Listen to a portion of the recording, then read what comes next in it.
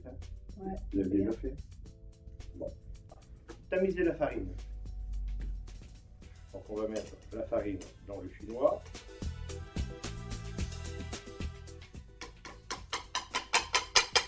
Voilà. Et on va tapoter.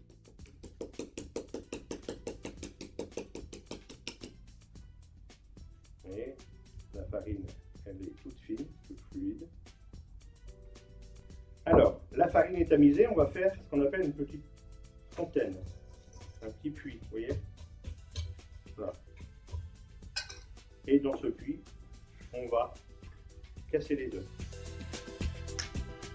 Alors les œufs, on va les casser juste au centre.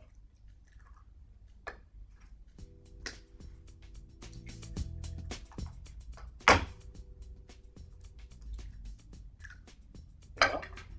On va ajouter autour le sucre, la pincée de sel.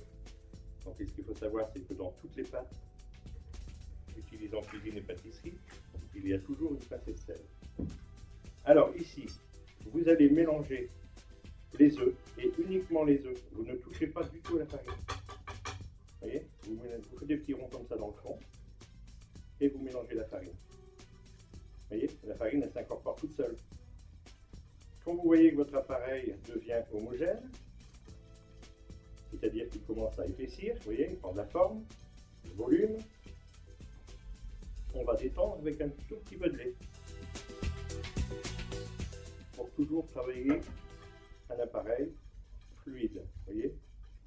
Voilà, et ça vous évitera ainsi d'avoir des grumeaux dedans. Vous voyez, ça épaissit. Vous voyez, je n'ai jamais touché à la farine. Je mélange toujours au milieu. On va utiliser ce même saladier pour passer la pâte à crêpes au chinois.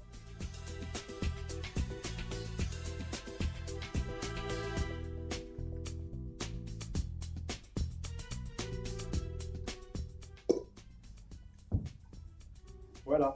Et là, vous êtes sûr, vous voyez, dans le chinois, on aperçoit quand même des petits morceaux, vous les voyez? Et des tout petits grumeaux très fins. Vous voyez sur les bords? Voilà. Vous voyez, c'est bien utile de la pâte au chinois. Voilà. Donc là, on a réalisé la pâte à crêpes. Il nous suffit maintenant. Donc cette pâte à crêpes, si vous voulez les cuire tout de suite, on va ajouter dedans, on va incorporer dedans le beurre fondu. Par contre, si vous voulez la préparer le matin pour faire cuire vos crêpes le midi, vous filmez le saladier, vous mettez dans un réfrigérateur.